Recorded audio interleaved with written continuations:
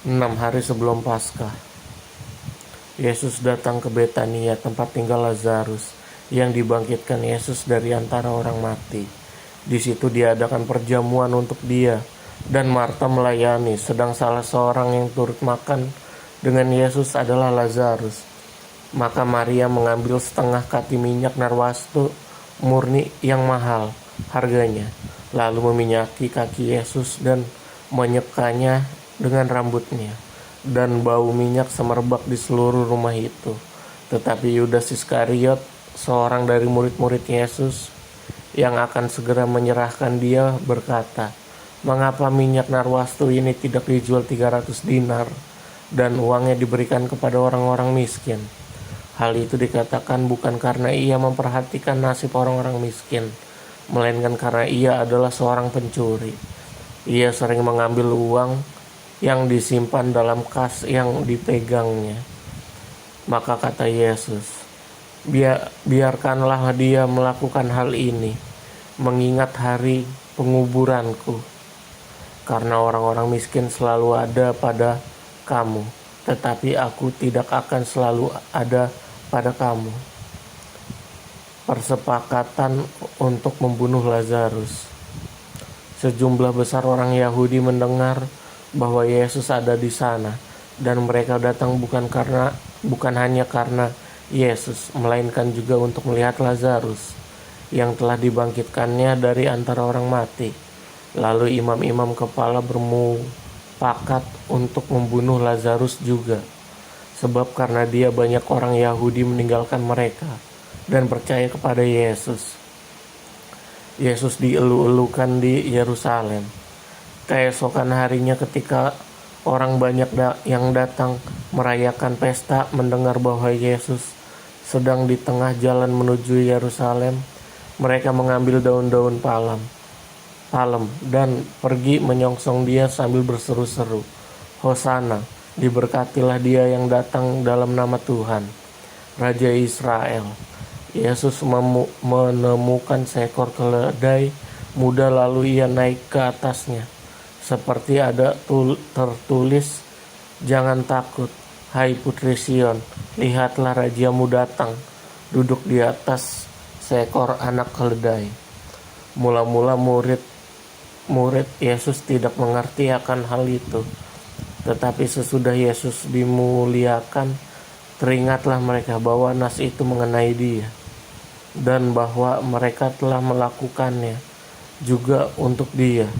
Orang banyak yang bersama-sama dengan dia ketika ia memanggil Lazarus keluar dari kubur dan membangkitkannya dari antara orang mati, memberi kesaksian tentang dia. Sebab itu orang banyak itu pergi menyongsong dia, karena mereka mendengar bahwa ia yang membuat mujizat itu. Maka kata-kata orang Farisi seorang kepada yang lain, "Kamu lihat sendiri bahwa kamu sama sekali tidak berhasil. Lihatlah seluruh dunia datang mengikuti dia." Yesus memberitakan kematiannya. Di antara mereka yang berangkat untuk beribadah pada hari raya itu, terdapat beberapa orang Yunani. Orang-orang itu pergi kepada Filipus yang berasal dari Betsaida di Galilea, lalu berkata kepadanya, "Tuan, kami ingin bertemu dengan Yesus." Filipus pergi memberitahukannya kepada Andreas dan Filipus menyampaikannya pula kepada Yesus. Tetapi Yesus menjawab mereka, katanya, "Telah tiba saatnya Anak Manusia dimuliakan. Aku berkata kepadamu, sesungguhnya jikalau biji gandum tidak jatuh ke dalam tanah dan mati, ia tetap satu biji saja. Tetapi jika ia mati, ia akan menghasilkan banyak buah. Barang siapa mencintai nyawanya, ia akan kehilangan nyawanya. Tetapi barang siapa tidak mencintai nyawanya di dunia ini, ia akan memeliharanya untuk hidup yang kekal. Barang siapa melayani aku, ia harus mengikut aku, dan di mana aku berada, di situ pun pelayanku akan berada. Barang siapa melayani aku, ia akan dihormati Bapa. Sekarang jiwaku terharu, dan apakah yang akan kukatakan Bapa, selamatkanlah aku dari saat ini. Tidak, sebab untuk itulah aku datang ke dalam saat ini. Bapa, muliakanlah namamu. Maka terdengarlah suara dari sorga. Aku telah memuliakannya dan aku akan memuliakannya lagi. Orang banyak yang berdiri di situ dan mendengarnya berkata bahwa itu bunyi guntur. Ada pula yang berkata seorang malaikat telah berbicara dengan dia. Jawab Yesus, suara itu telah terdengar bukan oleh karena aku, melainkan oleh karena kamu. Sekarang berlangsung penghakiman atas dunia ini. Sekarang juga penguasa dunia ini akan dilemparkan keluar. Dan apabila aku ditinggikan di bumi, aku akan menarik semua orang datang kepadaku. Dan dikatakannya untuk menyatakan bagaimana caranya ia akan mati. Lalu jawab orang banyak itu, kami telah mendengar dari hukum Taurat bahwa Mesias tetap hidup selama-lamanya. Bagaimana mungkin kau mengatakan bahwa anak manusia harus ditinggikan? Siapakah anak manusia itu? Kata Yesus kepada mereka, hanya sedikit waktu lagi terang ada di antara kamu. Selama terang itu ada padamu, percayalah kepadanya, supaya kegelapan jangan menguasai kamu. Barang siapa berjalan dalam kegelapan, ia tidak tahu kemana ia pergi. Percayalah kepada terang itu, selama terang itu ada padamu, supaya kamu menjadi anak-anak terang. Sesudah berkata demikian, Yesus bersembunyi dari antara mereka. Mengapa orang Yahudi tidak dapat percaya?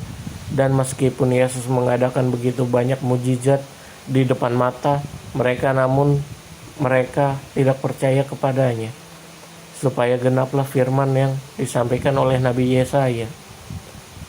Tuhan, siapakah yang percaya kepada pemberitaan kami, dan kepada siapakah tangan kekuasaan Tuhan dinyatakan? Karena itu mereka tidak dapat percaya, sebab Yesaya telah berkata juga, ia telah membutakan mata dan mendegilkan hati mereka, supaya mereka jangan melihat dengan mata dan menganggap dengan hati, lalu berbalik sehingga aku menyembuhkan mereka. Hal ini dikatakan oleh Yesaya karena ia telah melihat kemuliaannya dan telah berkata-kata tentang dia. Namun banyak juga di antara pemimpin yang percaya kepadanya. Tetapi oleh karena orang-orang Farisi mereka tidak mengakuinya. Berterus terang supaya mereka jangan dikucilkan. Sebab mereka lebih suka akan kehormatan manusia daripada kehormatan Allah. Firman Yesus yang menghakimi. Tetapi Yesus berseru katanya, barang siapa percaya kepadaku, ia bukan percaya kepadaku, tetapi kepada Dia yang telah mengutus aku. Dan barang siapa melihat aku, ia melihat Dia yang telah mengutus aku.